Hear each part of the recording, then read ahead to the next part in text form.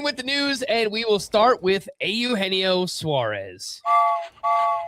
That was a choo-choo train. That is a, I don't know. It's supposed to be like an ADP train. It's just like rising up. Oh, okay. It didn't sound very good. Whatever. It is what it is. Anyway, Suarez back to the Reds on a 1-year, $15 million deal. That includes a $16 million option for 2027. Honestly, did not think Suarez would have to settle for a 1-year deal with an option, but here we are, and I'm happy that he did. Based on the landing spot, oh my God, going from the worst hitting environment in baseball to one of the best. This is an awesome landing spot for Suarez. Jeff Passan said the plan is for him to mostly play DH. More on that in a bit. We do kind of have to sort out the Reds and figure out where everyone's playing here. But Scott, this is an awesome landing spot for Suarez. I mean, I was just hoping he didn't end up back in Seattle because now we've seen him there twice. He's tried twice in Seattle, which is not a very hitter-friendly place to begin with, but it gives some hitters in particular trouble, the batting eye there, and Suarez seems to fit in that category, given that in 2 separate stints there, he seemed to be held back by it. But it was looking more and more likely that he would wind up in Seattle, particularly after the Diamondbacks traded for Nolan Arenado. Turns out he went back to another former club, Cincinnati, and that is the place where he hit 49 home runs in 2019. So we already have proof of concept there. It's very encouraging what he could do there. It's obviously a great environment, but really just getting and staying out of Seattle was enough for me to consider him a top. I think I'm 6th at third base. Very high into the position despite his age. And, good landing spot for him. There are some trickle-down effects that make it less exciting. I don't know if you want to get into those now. I think Chris has some things he wants to say about Suarez first.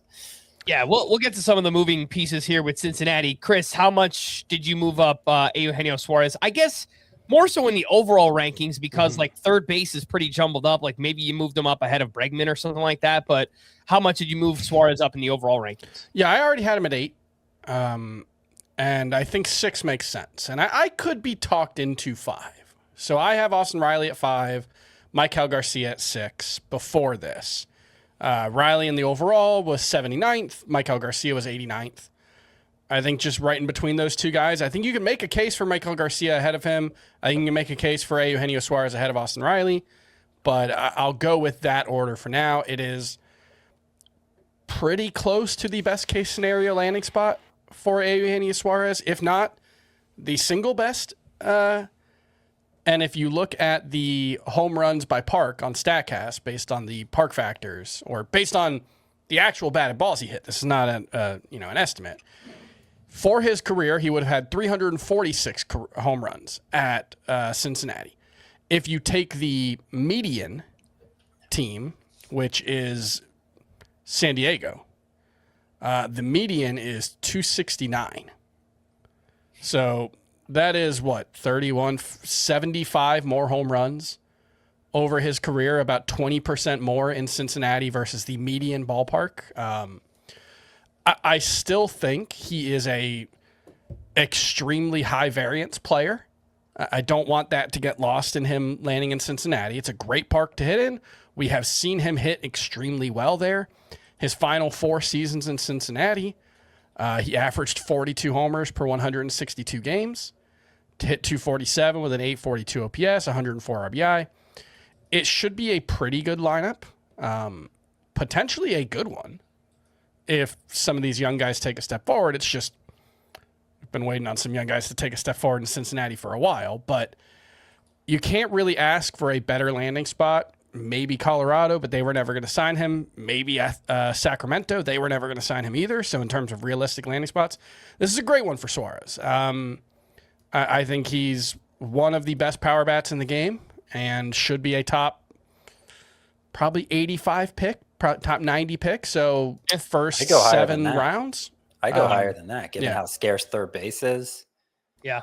I'm looking at your overall rankings in Roto category league, Scott. You have Suarez at 59th overall. I had him outside of my top 100 before this just because kind of guarding against him going back to Seattle. We were all pretty worried about that possibility. After this, I moved him up to 77th in Roto. You could argue he could be a little bit higher than that, but the ADP was right at 119 the past 2 weeks.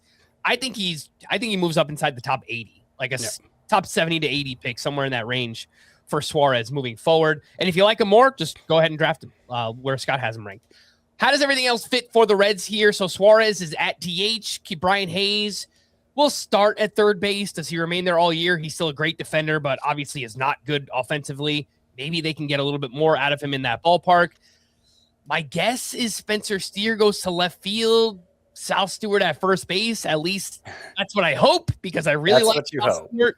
But JJ Bleday signed there in the offseason. It was only a $1.4 million deal, and he has an option left. So, Scott, they can find ways to make this work if they want to get Stewart and Steer and Suarez and Hayes all in the lineup together.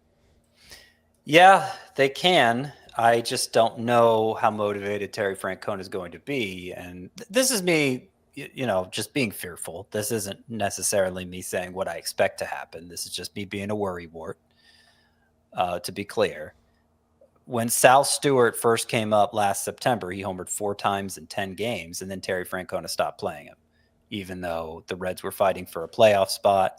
There was a lot of Will Benson. There was a lot of Gavin Lux. Gavin Lux is gone now, so that seemed like it cleared a spot for Stewart. But now with Eugenio Suarez in the fold, it's a bit crowded again. Now, I don't personally think Brian Hayes deserves everyday at bats at third base, or JJ Bleday deserves everyday at bats in left field.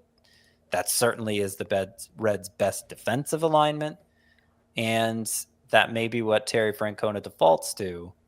But I guess it's partly up to Sal Stewart. I don't know. 4 home runs in 10 games would seem to say he deserves to play every day, but that's not how it went in September. So that just has me a little bit worried about our boy Sal Stewart.